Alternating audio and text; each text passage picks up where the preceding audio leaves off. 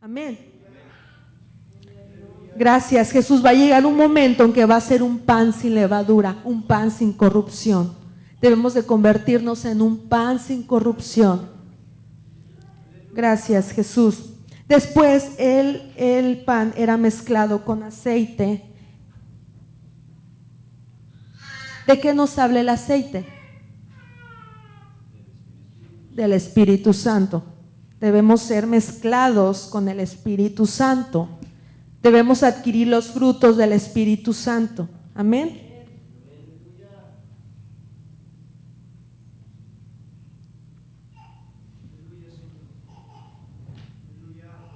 Gracias, Jesús. Bendito eres, Señor.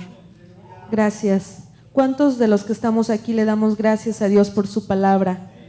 Por todas las enseñanzas que nos ha dado por medio de este precioso tema. Gracias, Jesús. Bendito eres. Dice en Gálatas 2:20: con Cristo estoy juntamente crucificado, y ya no vivo yo, mas vive Cristo en mí. Y lo que ahora vivo en la carne, lo vivo en la fe del Hijo de Dios, el cual me amó y se entregó a sí mismo por mí.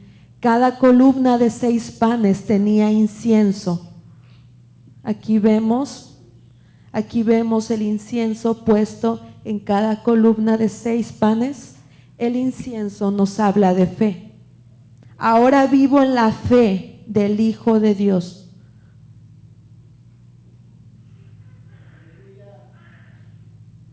Debemos de vivir en la fe del Hijo de Dios. Amén. No debemos de vivir por medio de nuestra fe o guiados por medio de nuestros propios pensamientos que están llenos de levadura. Amén. Que están llenos de corrupción. El número 12 nos habla del gobierno. Constantemente vemos en las Escrituras reflejado el número 12. Amén.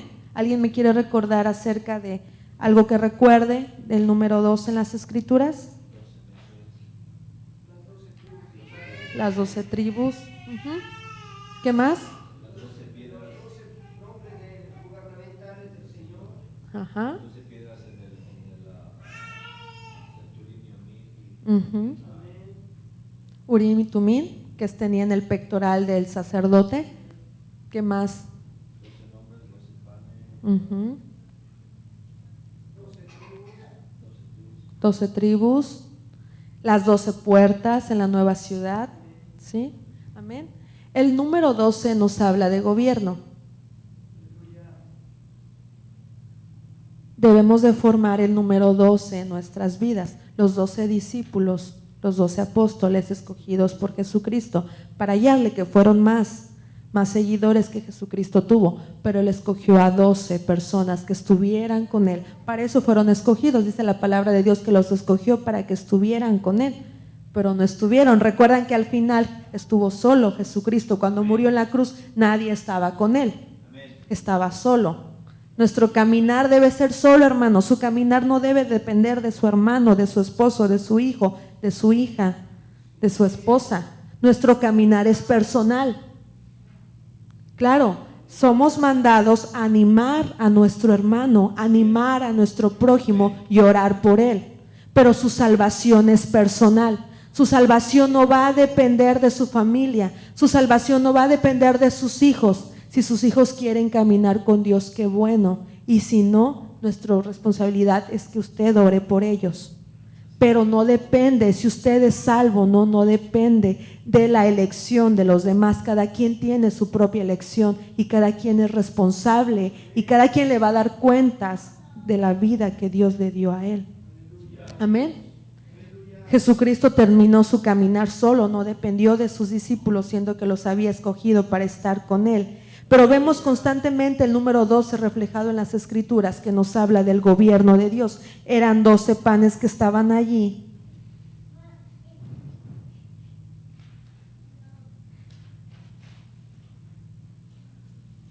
Aleluya. Gracias, Jesús. Tenemos que formar este número 12 en nuestros corazones. ¿Cómo lo vamos a hacer? Siendo que el número 12 significa o representa el número del gobierno. ¿Cómo usted va a formar ese número 12 en su vida? Podría ser dejando nuestro propio gobierno, nuestra propia autoridad y sometiéndonos al gobierno, a la autoridad del Señor Jesucristo. Amén. ¿Verdad? Amén. Siempre tomamos elecciones de cosas que queremos hacer, pero muy pocas veces las ponemos en las manos de Dios, y es el Señor que nos está dando permiso o la autorización para poder hacer esto o aquello que queremos hacer en nuestra vida. Amén. Decía alguien, yo por tanto tiempo hemos vivido cuando no conocíamos al Señor haciendo lo que queríamos y yendo a donde íbamos, que ahora que somos cristianos lo seguimos haciendo. No debe de ser así, sino que cada caminar que damos en nuestra vida tenemos que poner en las manos del Señor. Si el Señor quiere que vayamos o dejemos de ir a ese lugar o hacer esto o hacer aquello. Amén. Con un testimonio de la hermana Hicks, ella dice que si la invitan a un restaurante a comer, ella va y le pide permiso al Señor Jesús si está dentro de su voluntad para ir a ese lugar o no. Y uno dice, eso ya suena muy exagerado, ¿no? Pero eso muestra la sujeción, La dependencia. Amén, al Señor. Amén. Hasta ese punto Dios quiere que lleguemos. Y no solamente la hermana Hicks fue llamada para formar parte de los 144,000, usted y yo también somos llamados. Y es nuestra responsabilidad sujetarnos de esa manera al gobierno y a la autoridad y voluntad del Señor en nuestras vidas. Pero como decía el hermano, cosas que podían ser muy exageradas, pero que hasta ese punto Dios nos está llamando. Dice la palabra de Dios, sed santos porque yo, Jehová, soy santo. Amén. También recuerdo que decía que incluso la ropa que ella quería comprar, también lo preguntaba, lo cuestionaba, ¿es correcto que me ponga esta ropa? Y muchas veces nosotros como cristianos, me refiero más que nada a las mujeres, se nos hace fácil usar cualquier tipo de ropa, siendo que ya sabemos qué tipo de ropa le gusta al Señor, y son cosas muy pequeñas. Pero si no trabajamos en cosas pequeñas, hermanas, ¿cómo vamos a trabajar en cosas profundas? ¿Sí? La santidad ciertamente empieza por dentro, pero es reflejada por fuera, es reflejada en el exterior, y en la forma que tú te vistas refleja qué tanto tienes del Señor en tu vida. Amén. Gracias, bendito eres, Jesús. Que Dios nos ayude a formar este número 12 en nuestras vidas. Que Dios nos ayude a tomar en serio su gobierno, su voluntad, su reino, su autoridad. ¿Sí? No solamente dejarle la mitad del gobierno al Señor y la otra mitad lo hago yo. Voy a hacer solamente lo que me conviene hacer. Si tú me dices que yo lo haga, lo voy a hacer, pero si me conviene hacerlo. Si no me conviene, no lo hago. Si no me gusta, si no me place, no lo voy a hacer. Eso no es sujetarnos, eso no es crucificar, eso no es depender de Él. Eso es simplemente complacer parte de mi yo y dejar que mi hombre carnal siga sentado en el trono de mi gobierno, de mi propio gobierno, que va a regir mi voluntad y que va a regir mis propios caminos. Eso no nos lleva a nada, hermanos. Amén. El pan tenía que ser puesto, como les dije, cada sábado, tenía que ser cambiado cada 8 días y solamente lo consumían o se alimentaban de él el sacerdote. Jesucristo es el pan vivo que descendió del cielo, repito, eso es muy importante entenderlo, que Jesucristo es el pan, el cual debemos de comernos. Jesucristo es la palabra, quiere decir que todos los días debemos de comer, debemos de alimentarnos de la palabra para estar espiritualmente saludables.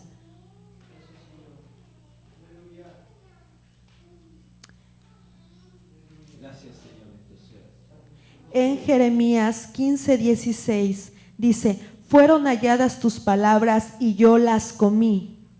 Y tu palabra me fue por gozo y por alegría de mi corazón, porque tu nombre se invocó sobre mí, oh Jehová de los ejércitos. El profeta Jeremías entendió el principio de la mesa de los panes y él comió del pan, dice, las comí. ¿sí? Debemos de convertirnos en esos profetas que todos los días, que diariamente podamos venir a la mesa de los panes, cargarla, y para cargarla debemos de humillarnos y comer del pan, alimentarnos todos los días. Amén. Gracias, Jesús. ¿Alguna pregunta tienen hasta aquí, hermanos? ¿Ninguna? Vamos a Éxodo 26.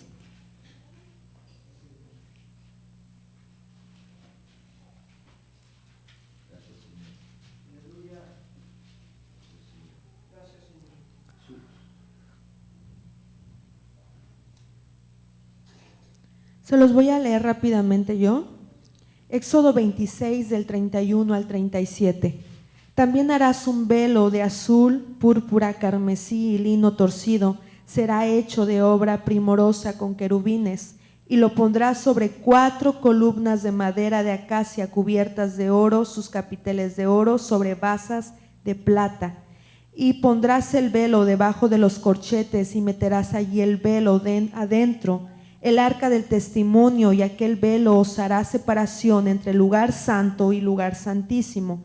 Pondrás el propiciatorio sobre el arca del testimonio en el lugar santísimo. Pondrás la mesa fuera del velo y el candelero enfrente de la mesa del lado sur del tabernáculo, y pondrás la mesa al lado norte. Harás para la puerta del tabernáculo una cortina de azul, púrpura, carmesí, lino torcido, obra de recamador. Y harás para la cortina 5 columnas de madera de acacia, las cuales cubrirás de oro con sus capiteles de oro, y fundirás 5 basas de bronce para ellos. Eso ya lo vimos. La segunda puerta, recuerden que aquí está la primera, que refleja a Jesucristo como el camino, como la verdad es la segunda puerta, y como la vida. La primera puerta tenía 4 columnas, 4 basas, 4 columnas. La segunda, que representa los evangelios. La segunda puerta tenía 5 columnas, que representan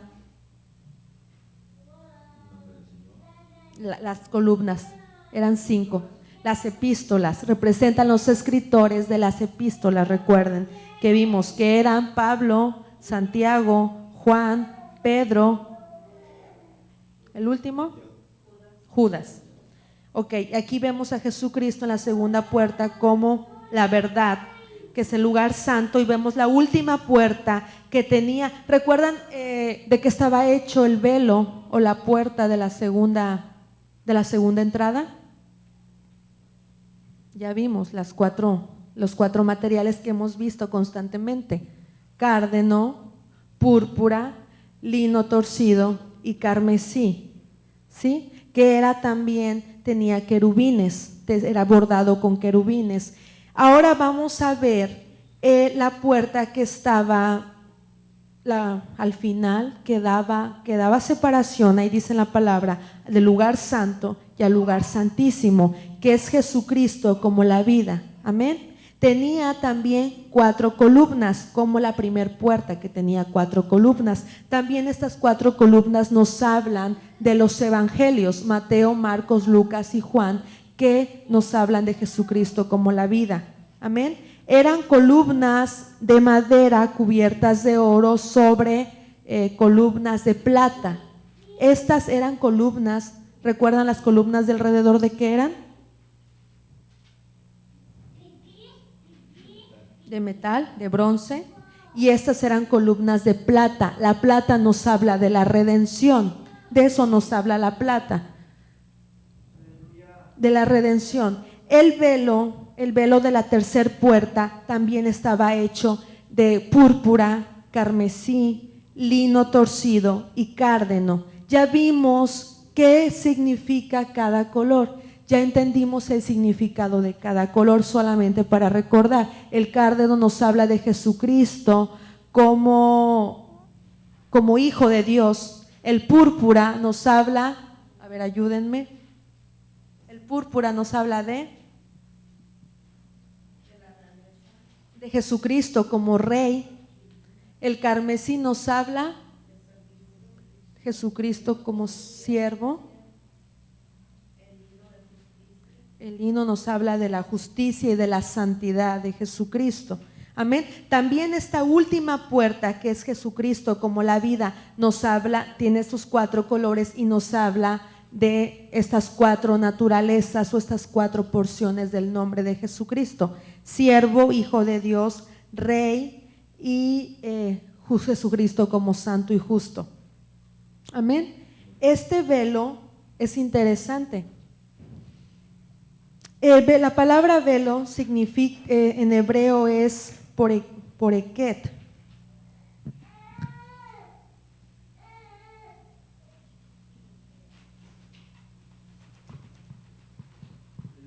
Hermanos, me voy rápido con los temas porque ya es necesario terminar por otras cuestiones el tema del tabernáculo, pero si ustedes tienen dudas, repito, es bueno que las pregunten. Si tienen algún comentario, es bueno que lo hagan, ¿ok?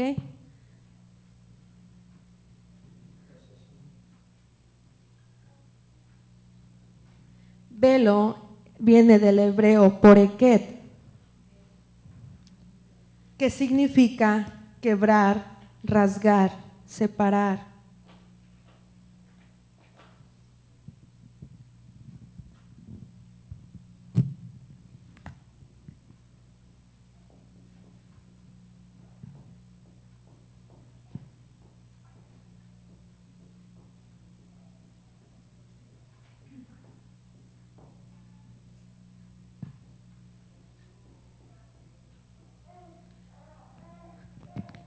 Quebrar, rasgar, separar.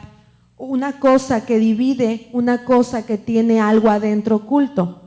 Estaba el velo aquí que tenía oculta el arca del pacto, que nadie podía ministrar, solamente el sumo sacerdote una vez al año en el día de la expiación. En la fiesta de la expiación solamente podía entrar el sumo sacerdote para conocer la voluntad de Dios y ofrecer sangre fresca. Sangre del altar del sacrificio, tenía que ofrecer sangre fresca y ponerla en el propiciatorio, en la tapa de este mueble del arca. Amén. Jesucristo es el velo.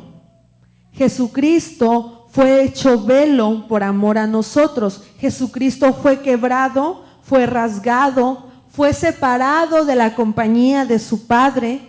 Fue separado y fue traído a nosotros, y también dentro de él había grandes misterios y grandes tesoros ocultos. Amén. Él fue el velo. Recuerdan que el lugar santo y santísimo estaban cubiertos primero por la piel de tejón, que físicamente es una piel inatractiva, poco llamativa, pero que dentro o debajo de esa piel había otras 3 pieles y estaban los misterios, los secretos, las grandes riquezas que no podía imaginar la persona que pasaba fuera del tabernáculo. Todo lo que había debajo de esa piel de tejón tan fea y tan poco llamativa. Jesucristo es esa piel de tejón. Jesucristo fue el velo que trajo oculto los secretos, los misterios de su Padre, y que nadie podía pensar todo lo que había debajo de esa piel de tejón, debajo de Jesucristo. Jesucristo fue inatractivo. Amén. Recuerdan que Moisés también se cubrió el velo cuando se encontraba con el Señor Jesucristo en el monte y descendía, tenía que traer el velo puesto. ¿Por qué? Porque era tanta la presencia y la gloria de Dios que traía en su rostro que el pueblo de Israel no soportaba verlo y por tanto se tenía que cubrir. Tenía una cosa oculta que se llamaba la presencia y la gloria de Dios en su rostro. Nosotros debemos de tener esa gloria de Dios en nuestro rostro, hermanos. Amén. Este velo tenía 4, imagínense lo grueso que estaba, tenía 4 dedos de espesor, 4 dedos de grueso. Estaba muy, muy grueso el velo. ¿Por qué creen que tenía que estar tan grueso?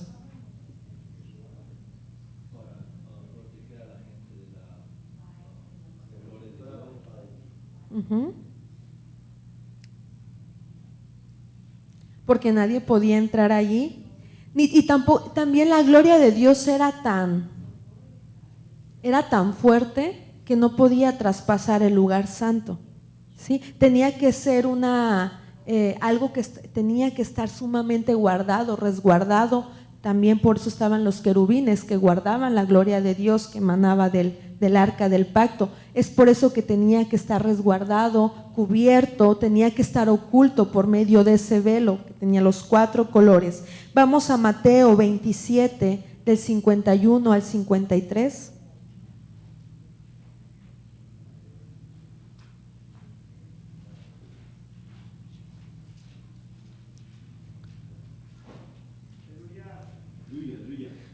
Gracias, Jesús. Bendito eres.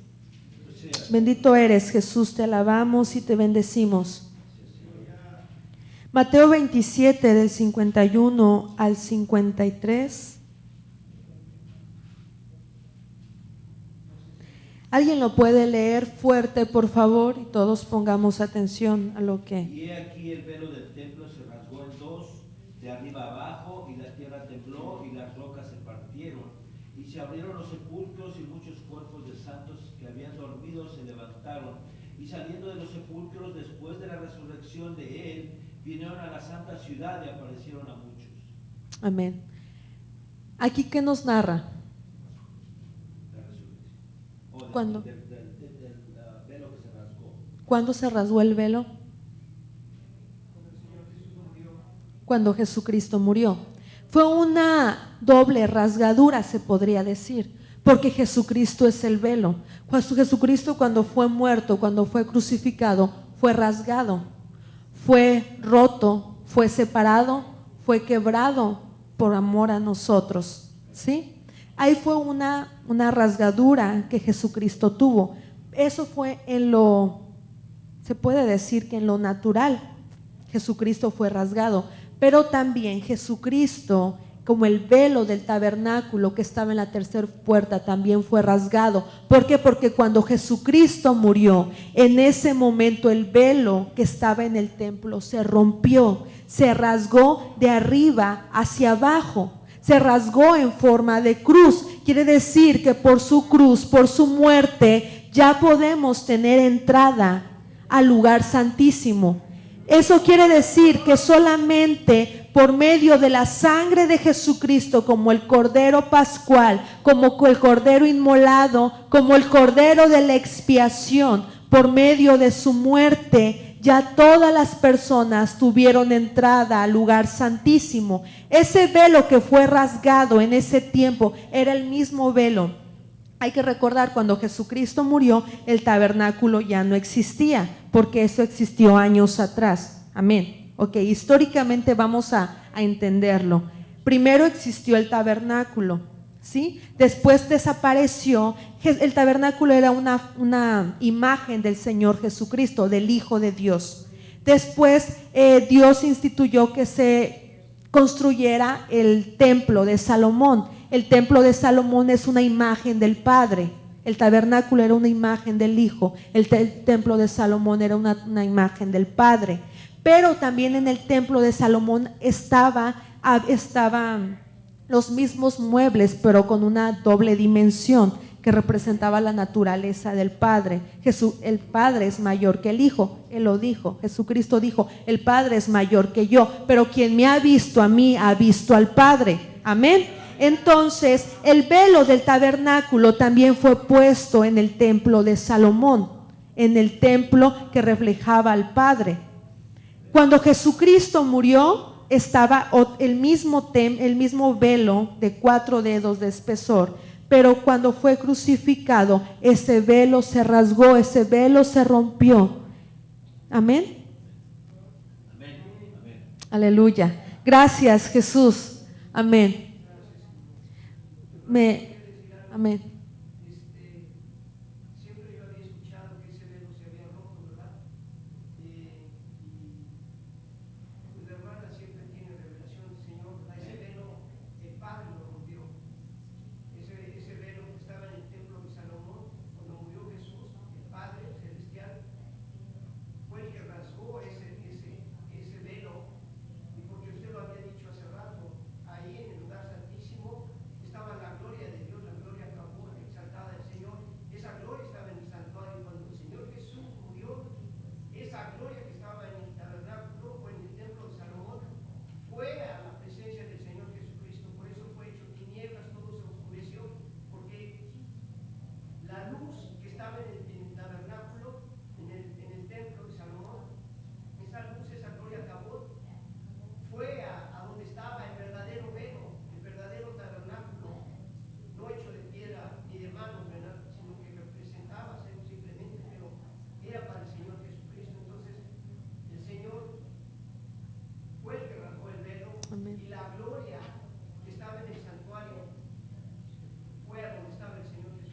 Amén, amén. Sí entendimos lo que el hermano quiso decir.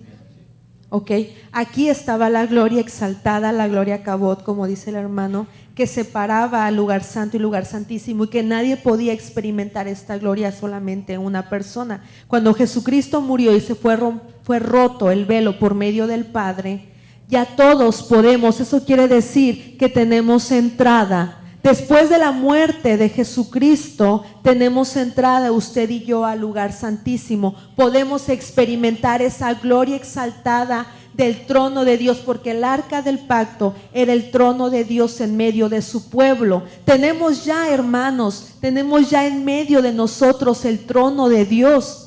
Ya tenemos entrada, ya no necesitamos traer un sacrificio de manera natural. Ya el acceso al lugar santísimo, a la gloria de Dios, ya no es exclusiva para unos cuantos, y es exclusiva para todos. Vamos a Hebreos, con última cita, vamos a Hebreos 10, del 19 al 21.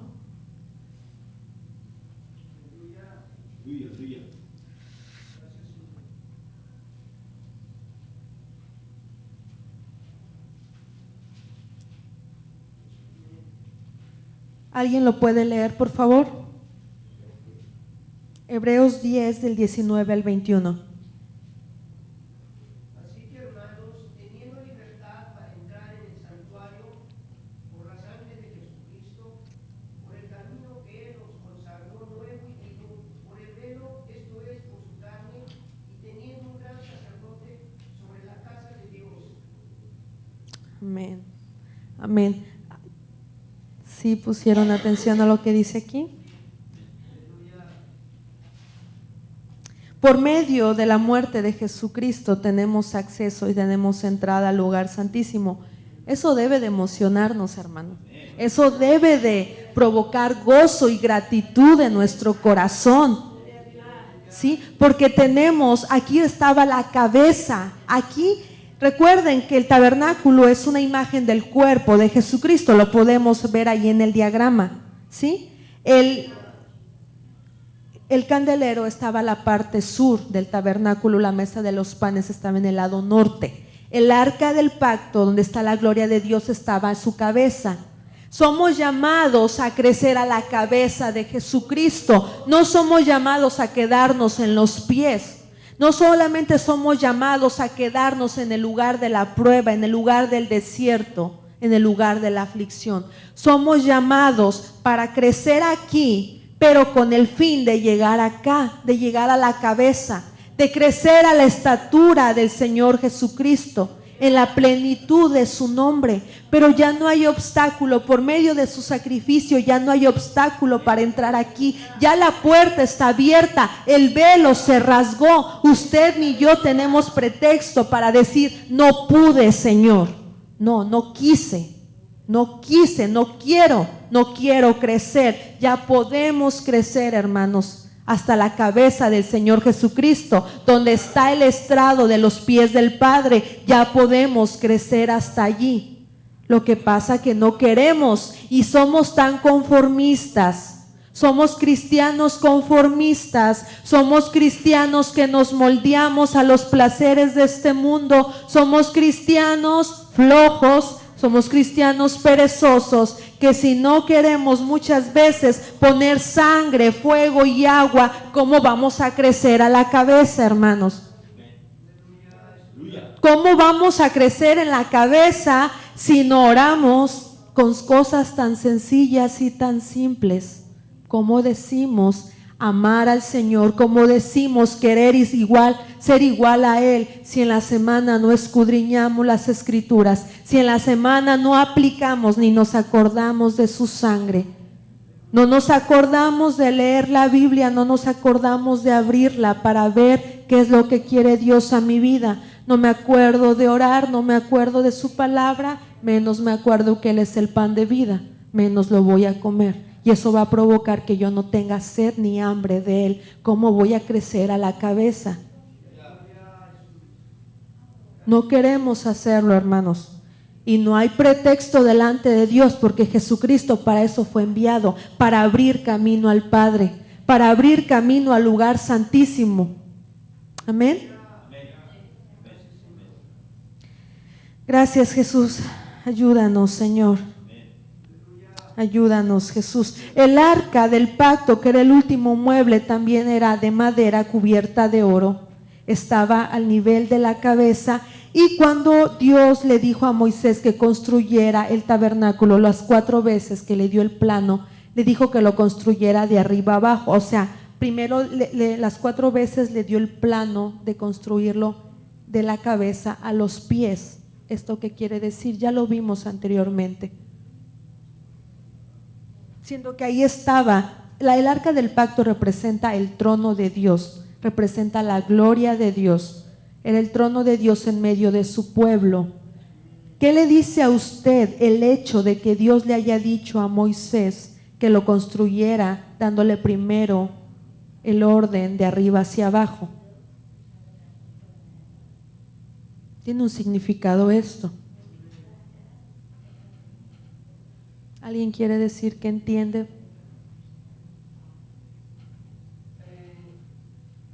He escuchado muy poco de eso, pero y hay mucha enseñanza con respecto a eso.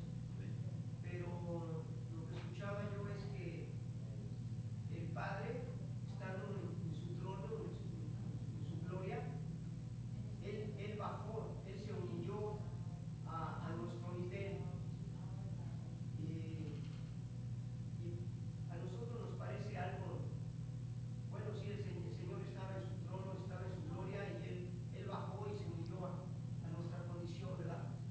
Pero nosotros en cosas tan pequeñas, cuando el Señor nos pone en una posición, no somos capaces de agacharnos ni tantitito.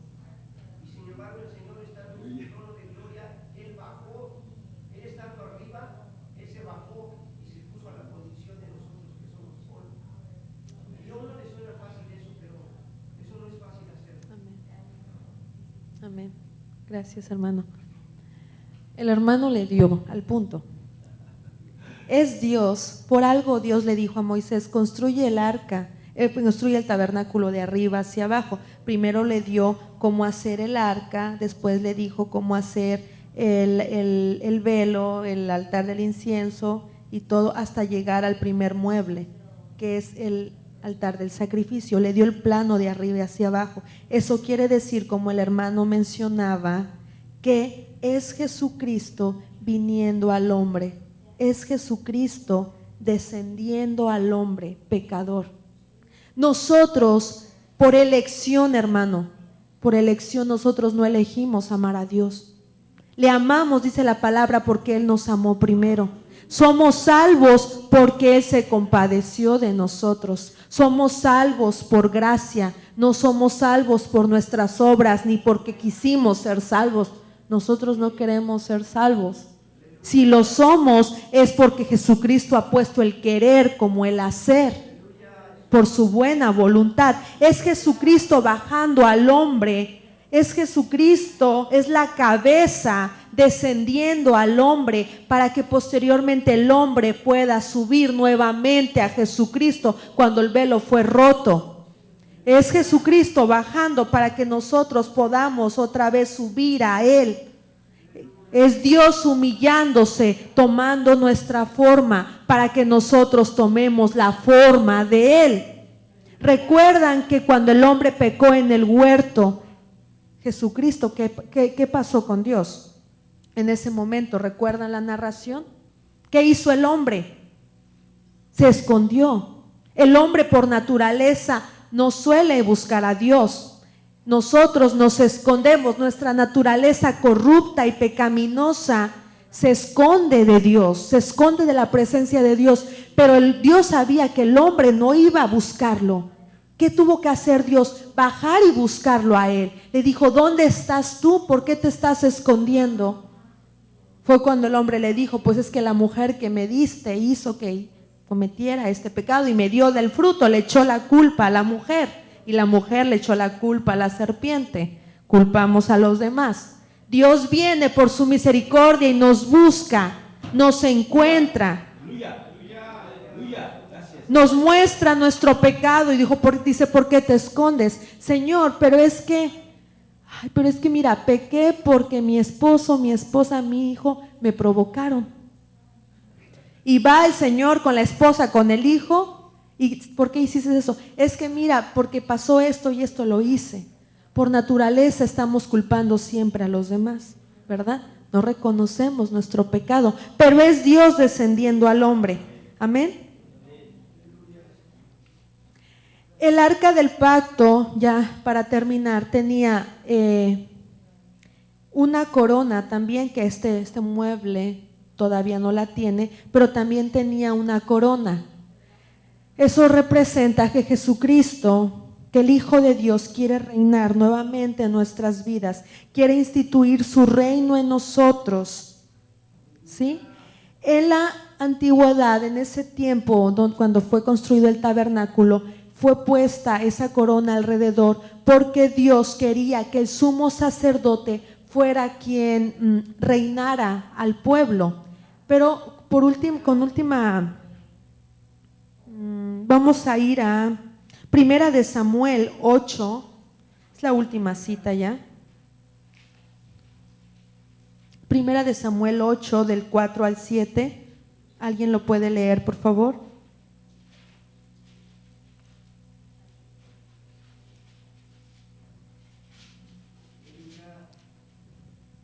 Dice, entonces todos los ancianos de Israel se juntaron y vinieron a Rama para ver a Samuel. Y le dijeron, he aquí tú has envejecido, tus hijos no andan en tus caminos, por tanto, constitúyenos ahora un rey para que nos juzgue como tienen todas las naciones. Pero no agradó a Samuel esta palabra que dijeron, danos un rey que nos juzgue. Y Samuel oró a Jehová. Y dijo Jehová a Samuel, oye la voz del pueblo en todo lo que te digan, porque no te han desechado a ti, sino a mí me han desechado, para que no reines sobre ellos. Conforme a todas las obras que han hecho desde el día que los saqué de Egipto hasta hoy, dejándome a mí y sirviendo a dioses ajenos, así hacen también contigo. ¿Qué entendieron de este versículo o de estos versículos? Que el pueblo de Israel desechó a Dios como su rey, buscaban a un hombre que los ayudara. Amén. El pueblo de Israel desechó el gobierno que estaba en el arca del pacto, desechó la cabeza, desechó el reino que Dios tenía para ellos por medio del sumo sacerdote. Y el pueblo fue con Samuel y le dijo, no queremos que esta persona nos gobierne. No queremos, en otras palabras, el sumo sacerdote era una figura del Señor Jesucristo. Aarón era una figura del Señor Jesucristo. En otras palabras, el pueblo le dijo a Samuel, no queremos que el Señor Jesucristo nos gobierne. No queremos que Jesucristo reine sobre nosotros. Queremos un rey como los demás pueblos lo tienen. Y fue por eso que Dios le dijo a Samuel, no te preocupes porque no te está desechando a ti, porque Dios mandó a Samuel como el profeta. No te está desechando a ti, me está desechando a mí, me está rechazando a mí. Amén. Es interesante cómo el pueblo de Israel pudo ver a los demás pueblos y quiso ser como ellos. Por eso Dios después instituye al primer rey de Israel que fue, ¿recuerdan quién fue el primer rey de Israel? Saúl.